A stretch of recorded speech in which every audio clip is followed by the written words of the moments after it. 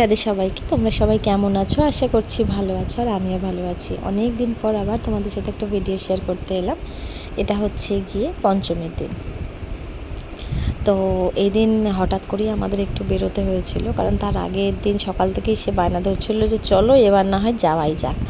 এত বছরের ইচ্ছা তার, সে নাকি এখনও পর্যন্ত ফুলফিল করতে পারেনি, ওই জন্য তাকে এবার যেতেই হবে। এবার সে ছুটিটাও মানে ঠিকঠাক পেয়েছে, সে কারণে সে এবার না গিয়ে কোনো মতেই থামবে না। আমি বহুবার তাকে বারণ করেছিলাম যে না, আমি যাব না, বেকার বেকার এখন দরকার নেই, কদিন পরে আবার আমাকে যেতে হবে, আমি এখন যেতে নারাজ। কিন্তু সে কোনো কথাই শোনেনি, সব কথা অমান্য করে হুট বলি তোর মেয়ের বিয়ে করে মানে আমাকে বললো যে না, আমাদেরকে বেরোতে হবে কাল সকালে। এবার আমি ভাবছি যে টিকিট কোনোভাবে যদি অ্যারেঞ্জ না হয় তাহলে তো ক্যান্সেলই হয়ে যাবে, কিন্তু না, সে যেটা বলেছে সেটাই করেছে। ফাইনালি আমাদের টিকিট কাটা হয়ে গেছে। সেদিন সকালবেলায় আমাকে 4টের সময় ঘুম থেকে উঠিয়ে 5টায় বাড়ি থেকে বেরিয়ে 6টার সময় আমাদের ওখানে স্টেশনে আমরা পৌঁছালাম। সেখানে আমি কয়েকটা ক্লিপ নিচ্ছিলাম। আমাদের ট্রেন এসে হাজির হয়ে গেছিলো, বাট সেটা একটু সাফ সাফাই হচ্ছিলো বলে আমাদের একটু টাইম লাগছিলো। বাট দিনটা আমাদের এত হজবজ গেছে যে কি বলবো। আমাদের ট্রেনটা লিটারালি স্টেশনে 4 ঘন্টা লেট করেছে।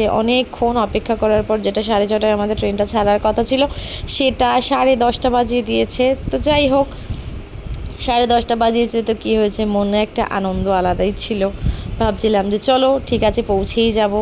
এখানেও আমি সেই কথাটাই বলছিলাম। এখন আমাদের মানে যখন আমি কথাটা বলছিলাম তখন প্রায় 8:30 বাজে। আমাদের 8:30টায় আমাদের এক্স্যাক্ট নেমে পড়ারও কথা, যেখানে আমাদের নামার ছিল, কিন্তু না, সেটা আমাদেরকে নামিয়েছে হচ্ছে গিয়ে পরের দিন 4:30 নাগাদ, মানে ভোর 4:30 নাগাদ, যেটা রাত আমাদের 8:25 নেমে যাওয়ার কথা ছিল। তো যাই হোক, এখানে অনেকটাই লেট হয়ে গেছে। এবার আমরা সেটা ভেবেই, যেহেতু আমরা কোনো খাবার দাবার নিইনি, আমরা জানি 8:30টায় নেমে পড়ে আমাদের ওখান থেকে আমাদের ডিনারটা করে নিতে পারবো, বাট না, সেটা তো একদম সব কিছু গন্ডগোল হয়ে গেছে। এবার দূরপাল্লার ট্রেনে খুব একটা খাবার ওঠে না। ওই ট্রেনের যে ক্যান্টিনে যেসব খাবার, সেগুলো আমি খাবো না।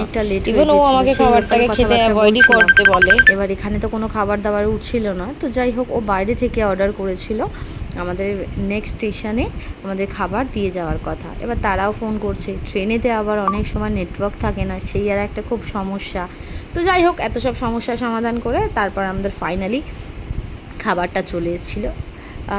খাবারটা খুব ভালো ছিল, মানে অতটা এক্সপেক্ট আমরা করিনি। তার সাথে দই ছিল, স্যালাড ছিল, রায়তা ছিল, বেশ ভালো খাবার ছিল, মিথ্যে কথা বলা যায় না। কারণ অন্য সময় যেমন আমরা আশা করি সেই তুলনায় খুব ভালো ছিল।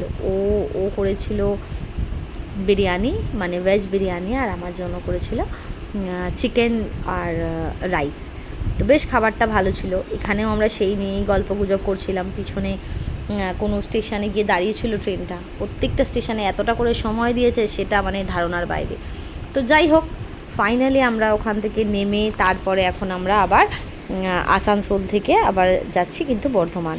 তো এই ট্রাভেলটা খুব কঠিন হয়েছে, আশা করি এতক্ষণে বুঝতে পেরে গেছো। এটা আর আমরা অন্য কোথাও যাচ্ছিলাম না, যাচ্ছিলাম কলকাতায় দুর্গাপুজো দেখতে। তার এত বছর দুর্গাপুজো দেখা হয়নি। সে আমাকে বলছে, তোমার কি লজ্জা লাগে না যে তুমি কলকাতায় ঠাকুরে কোনো পায়ে হেঁটে দেখোনি? তো যাই হোক, সেইটাকে কাটিয়ে আমাদের এবার দুর্গাপুজো দেখা হয়েছে। বেশ ভালোভাবে আমরা এনজয় করেছি দুর্গাপুজোটা। আর এই যে এখানে আমরা নেমে পড়েছি কিন্তু ব্যান্ডেল স্টেশনে। সবাই খুব ভালো থাকবে, সবাইকে খুব ভালো লাগবে। আকাশটা দেখে আশা করি তোমাদেরও ততটাই ভালো লাগছে যতটা আমার ভালো লাগছিল। নিজের জায়গায় এসে যতটা ভালো লাগা। রাধে রাধে, সবাইকে খুব ভালো রেখো।